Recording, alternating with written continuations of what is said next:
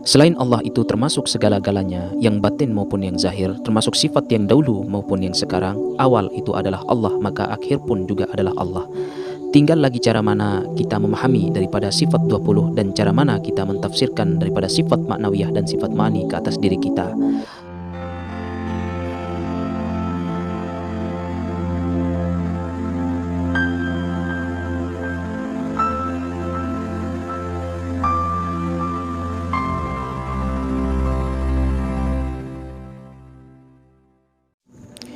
Bismillahirrahmanirrahim. Assalamualaikum warahmatullahi wabarakatuh. Liridallahu ta'ala bisyiril fatihah. Bismillahirrahmanirrahim. Alhamdulillahirabbil alamin arrahmanir rahim maliki yaumiddin iyyaka na'budu wa iyyaka nasta'in ihdinas siratal mustaqim siratal ladzina an'amta 'alaihim ghairil maghdubi 'alaihim waladdallin amin. Subhanaka la ilma lana illa ma 'allamtana innaka antas samiul alim la haula wala quwwata illa billahil aliyil azim. Qala al-musannif rahimakumullah ilahi anta maqsudi wa ridhaka matlubi i'tini muhibbataka wa ma'rifataka. Sahabatku, saudaraku, sigar penjalin dimanapun anda berada, semoga kalian dalam keadaan sehat walafiat, dalam keadaan sadar, dalam keadaan selalu mengikuti kehendak Allah subhanahu wa ta'ala yang muncul di dalam batinmu. Alhamdulillahirabbil alamin. Kesempatan yang berbahagia ini saya ingin melanjutkan daripada pembahasan mengenai sifat 20 yang dalam hal ini akan dibahas lebih rinci mengenai sifat maknawiyah, yang mana bila hari kita telah membahas daripada sifat ma'ani dan sekarang saya akan membahas mengenai sifat maknawiyah. Apa yang menjadi sifat maknawiyah dan apa yang menjadi maksud daripada sifat maknawiyah bagi Allah subhanahu wa ta'ala. Saudaraku sigar penjalin rahimakumullah, mari kita mulai. Bismillahirrahmanirrahim. Sifat maknawiyah. Apakah maksud daripada sifat maknawiyah tersebut? Pengertian daripada sifat maknawiyah itu membawa maksud daripada sifat kekuasaan Allah. Sekali lagi, sifat maknawiyah itu membawa maksud daripada sifat kekuasaan Allah. Menjadi tempat bergantungnya segala rupa atau sifat, nama atau asma, berperangai atau af'al, dan bergantungnya segala berzat atau roh kepadanya. Maknawiyah adalah tempat bergantungnya sifat ma'ani. Contohnya, bergantungnya sifat mendengar kepada pendengaran Allah, bergantungnya sifat melihat kepada penglihatan Allah, dan sebagitulah seterusnya. Seumpama sifat cahaya atau ma'ani yang bergantung harap kepada sifat matahari atau maknawiyah, sebegitu juga hubungan di antara sifat maknawiyah dengan sifat ma'ani. Sebagaimana sifat ma'ani, sebegitulah rupa daripada sifat maknawiyah tersebut. Sebagaimana ciptaan, sedemikianlah penciptanya. Sebagaimana hasil, sedemikianlah acuannya. Sebagaimana yang awal, sedemikianlah akhirnya. Semuanya itu adalah suatu dari segi zatnya, cuman berbeda pada panggilan nama atau asma saja. Sifat Allah dengan hasil nukilannya seumpama bercerai tidak bersatu atau tiada. Pencipta atau zat dan ciptaan atau sifatnya adalah satu. Saudaraku sigar penjalin rahimakumullah. Adapun sifat itu merupakan bukan zat tetapi tiada lain daripada zat. Sifat ma'ani dan sifat maknawiyah seumpama wajah orang yang menilik dengan bayangan wajah di dalam cermin. Sifat maknawiyah bermaksud adalah bagai menggambarkan daripada kekuasaan Allah. Sifat bagi menggambarkan akan kehebatan, akan kekuasaan daripada Allah subhanahu wa ta'ala. Sebagaimana kekuasaannya Allah itu, sebegitulah besarnya dia. Walaupun bagaimana besar dan kuasanya Allah itu tidak bermakna tanpa ciptaannya atau makhluk yang dijadikannya. Tanpa kejadian alam dan tanpa penzahiran daripada makhluk, segala kehebatan, segala kekuasaan dan segala kehebatan kebesaran tidak akan dapat diterjemah dan diperzahirkan untuk dilihat oleh makhluknya. Kekuasaan Allah itu di dalam sifat manawiyah diterjemah melalui sifat ma'ani, manakala sifat ma'ani pula diterjemah melalui panca indera kita. Kejadian dan penzahiran sifat makhluk yang bersifat ma'ani, Allah yang bersifat dengan segala keperkasaan, pengetahuannya, ianya tidak membawa apa-apa makna tanpa diterjemahkan melalui diri kita atau dari sifat makhluk itu sendiri. Saudaraku sigar penjalin rahimakumullah, sifat kepandaian yang ada pada kita itu sebenarnya adalah merupakan ilmu Allah subhanahu wa ta'ala. Dengan itu, walaupun setinggi manapun derajat kepandaian kita, kita tetap selaku hamba di sisi Allah. Oleh karena itu, janganlah kita bersifat sombong dan angkuh bila berada dan berjalan di bumi Allah. Dengan sifat mata yang cantik, wajah yang ayu, kuasa yang besar, dan kekayaan yang menimbun, jangan pula menjauhkan dari mengingat daripada kekuasaan Allah subhanahu wa ta'ala. Ingatlah, segala sifat yang ada pada kita itu adalah wajah Allah bagi Allah. Hendaklah kita itu bersifat rendah diri, pemalu, tidak sombong, murah hati, dan bersifat sopan santun di dalam menzahirkan sifat Allah di atas diri kita. Jangan bakhil atau pelit dengan harta yang Allah hamburkan kepada kita. Rajin-rajinlah bersedekah dan membantu kepada orang yang memerlukan, senada dalam bentuk uang ataupun ringgit ataupun tenaga dari anggota zahir kita. Semua sifat itu bukanlah untuk menggambarkan kebaikan dan kebesaran diri kita, tetapi bagi menzahirkan sifat keesaan Allah Ta'ala. Maksud diperkenalkan ilmu sifat maknawiyah ini adalah bertujuan supaya kita dapat mematikan, membinasakan, dan mengembalikan sifat anggota jasad. Seumpama dengan membinasakan sifat mata, dengan sendirinya akan membinasakan pula sifat melihat. Setelah kedua sifat mata dan sifat melihat atau basar telah dapat dibinasakan atau dikembalikan kepada Allah, dengan sendirinya sifat basirun Allah atau sifat yang memberi penglihatan akan dapat kita lihat. Saudaraku sigar penjalin rahimakumullah.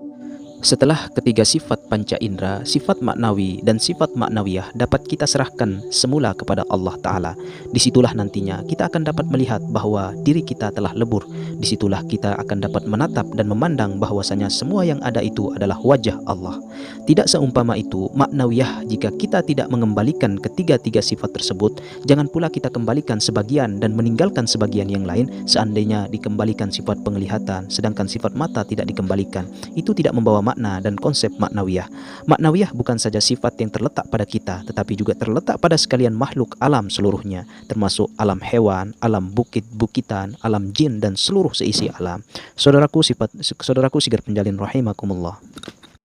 Sifat apakah yang terkandung di dalam sifat maknawiyah ini? Ada 7 sifat yang terkandung di dalam sifat maknawiyah yang memang terkandung di dalam sifat 20 juga. Yang pertama yaitu sifat hayyun atau yang hidup. Yang kedua sifat alimun atau yang tahu.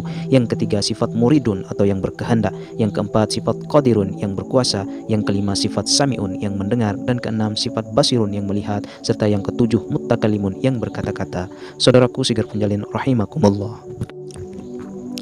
Apakah bentuk daripada sifat maknawiyah itu? Sifat maknawiyah atau sifat kekuasaan Allah Ta'ala hanya wujud pada zat Allah, tidak memberi bekas kepada alam. Maknawiyah tidak boleh dikuliti atau dikuantiti. Maknawiyah adalah suatu sifat yang menggambarkan ketinggian, kebesaran, dan kekuasaan Allah semata. Sifat kebesaran Allah itu tidak boleh diterjemah kepada penglihatan. Seumpama Allah bersifat tinggi atau besar, setinggi dan sebesar mana Allah itu tidak dapat dizahirkan melalui kuantiti, penglihatan, dan jangkauan akal. 7 sifat maknawiyah adalah tempat bergantungnya 7 sifat ma'ani. Maknawiyah menanggung dan menunggangi daripada sifat ma'ani. Sifat maknawiyah adalah tempat tumpang dan pergantungan daripada sifat ma'ani. Apakah peranan daripada sifat maknawiyah itu? Tujuan sifat maknawiyah dijadikan dan diciptakan Allah Ta'ala adalah bertujuan untuk menzahirkan, untuk menampakkan, dan untuk memperlihatkan sifat kekuasaannya atas makhluk. Hendaklah dengan ciptaan sifat maknawiyah itu, makhluk akan dapat mengenal Allah melalui 7 sifat kekuasaannya. Saudaraku sigar penjalin rahimakumullah. Adapun rupa alam ini adalah merupakan bekas bayang dan wajah Allah. Oleh karena itu, bagi sesiapa yang berhajat untuk mengenal Allah, maka lihatlah alam dan seisinya. Jangan lupa untuk melihat pula kepada diri sendiri. Diri sendiri ini hanya bersifat ma'ani atau tamu yang menumpang daripada sifat maknawiyah Allah. Sifat maknawiyah Allah yang ternyata atas diri kita itu adalah seumpama rumah, manakala sifat ma'ani pula seumpama tamu. Diri kita ini merupakan tamu yang menumpang daripada rumah Allah. Ma'ani menumpang daripada sifat maknawiyah. Sifat Tuhan itu hanya ada pada Allah dan bukan pada diri kita. Kita hanya selaku hamba atau tamu daripada Allah Subhanahu wa Ta'ala. Oleh karena kita jangan sekali-kali bersifat angkuh atau sombong. Jangan angkuh sesama manusia, apalagi kepada Allah Ta'ala. Karena semua sifat yang ada pada kita itu adalah sifat menumpang. Jadi sadarlah diri itu adalah merupakan sesuatu yang sifatnya menumpang. Buatlah cara menumpang, jangan pula tidak kedok daripada junjung. Saudaraku sigar penjalin rahimakumullah. Untuk mengatakan daripada alam ini merupakan Allah sudah tentu kurang manis pada pandangan syarak dan tidak layak pada hukum. Mana mungkin sifat Allah untuk disamakan dengan sifat makhluk. Tetapi menurut pengkajian ilmu ma'rifat dalam menafsir daripada sifat 20 telah mengisyaratkan bahwa segala sifat yang bersifat itu sebenarnya adalah sifat bagi Allah. Segala nama yang bernama itu adalah nama bagi Allah. Segala perangai atau gerak-gerik itu bergerak itu adalah gerak daripada Allah. Dan segala zat yang berzat itu adalah zat bagi Allah. Menurut kacamata ilmu ma'rifat, alam ini adalah merupakan sudah sesuatu yang sudah binasa, sudah hilang, gaib daripada wajah Allah. Yang ada dan yang wujud hanyalah Allah Ta'ala. Jikalaupun ada yang bersifat wujud selain daripada Allah, itu cuma sekedar bayangan nama dan khayalan daripada akal. Saudaraku sigar penjalin rahimakumullah. Selain Allah itu termasuk segala-galanya, yang batin maupun yang zahir, termasuk sifat yang dahulu maupun yang sekarang. Awal itu adalah Allah, maka akhir pun juga adalah Allah. Tinggal lagi cara mana kita memahami daripada sifat 20 dan cara mana kita mentafsirkan daripada sifat maknawiyah dan sifat ma'ani ke atas diri kita. Hanya bergantung kepada cara mana, bagaimana cara kita meletakkan diri dalam wajah Allah dan bagaimana cara kita untuk tahu mana wajah Allah itu. Terletak hanya pada diri kita masing-masing. Bagi yang pandai meletakkan sesuai dengan tempatnya, disitulah kita akan dapat melihat dan mengenal Allah melaluinya. Ianya saling berkaitan antara satu sifat dengan sifat yang lain. Alam mendukung dan mengandungi daripada sifat ma'ani, manakala ma'ani pula didukung dan dikandungi oleh sifat maknawiyah. Maknawiyah pula didukung oleh sifat salbiyah, manakala sifat salbiyah pula mendukung kesemuanya sifat. Sifat ma'ani dan sifat maknawiyah adalah suatu sifat yang menumpang dan sifat yang ditumpang adalah menumpang pula sifat salbiyah Allah atau sifat kebesaran dan kesempurnaan Allah. Saudaraku sigar penjalin rahimakumullah, yang menjadi tujuan daripada sifat maknawiyah diciptakan oleh Allah adalah bagi menyadarkan diri kita semua bahwa hidup ini adalah karena ada yang maha menghidupkan. Pandainya kita ini adalah karena adanya yang maha berilmu. Kuasanya kita ini adalah karena adanya yang maha berkuasa. Kemauan kita ini adalah karena yang maha berkehendak. Makhluk tidak boleh hidup tanpa yang empunya hidup. Makhluk tidak berfikiran tanpa yang empunya ilmu. Makhluk tidak berupaya dan tidak berkemauan jika tidak dengan keupayaan dan kemauan Allah Subhanahu wa taala. Saudaraku sigar penjalin rahimakumullah, mungkin hanya ini yang bisa disampaikan mengenai sifat ma'nawiyah atau sifat kekuasaan dan kebesaran Allah. Akhirul kalam, assalamualaikum warahmatullahi wabarakatuh. Salamun qaulam mir rabbir rahim. Salamun qaulam mir rabbir rahim. Allahumma salli wa sallim ala sayyidina nur fi qalbi wan nur fi sam'i wan nur fi haqqi la ilaha illallah Muhammadur Rasulullah sallallahu alaihi wasallam. Allahumma salli ala sayyidina Muhammad.